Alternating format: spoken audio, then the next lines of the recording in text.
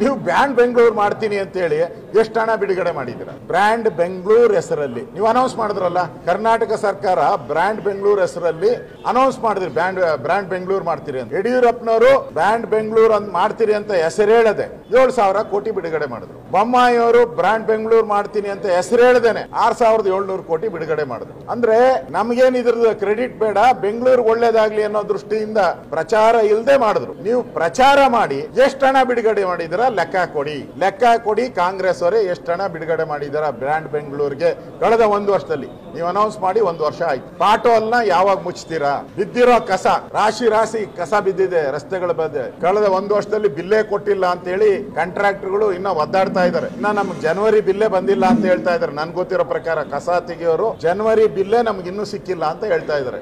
ಸತ್ಯನೋ ನಿಜನೋ ಹೇಳಿ. ಬೆಂಗಳೂರು ಜನದ ತೆರಿಗೆ ಎಲ್ಲೋಯ್ತು? ಬೆಂಗಳೂರು ಜನ ಕೇಳ್ತಾ ಇದ್ದಾರೆ, ನಮ್ಮ ತೆರಿಗೆ ನಮ್ಮ ಹಕ್ಕು. ಕಾಂಗ್ರೆಸ್ ಅವರೇ ಉತ್ತರ ಕೊಡಿ. ಇಷ್ಟು ತೆರಿಗೆ ಕಟ್ಟಿದ ಮೇಲೂ ಬಿದ್ದಿರುವಂತ ಪಾಟೋಲ್ಗೆ ಯಾರು ಕಾರಣಕರ್ತರು?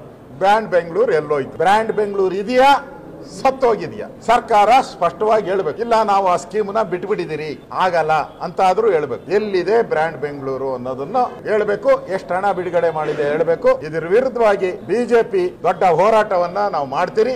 ಇದರ ವಿರುದ್ಧವಾಗಿ ಮಂಗಳವಾರ ಫ್ರೀಡಂ ಪಾರ್ಕ್ ಅಲ್ಲಿ 11 ಗಂಟೆಗೆ ನಾವು ಹೋರಾಟವನ್ನ ಮಾಡ್ತೀವಿ.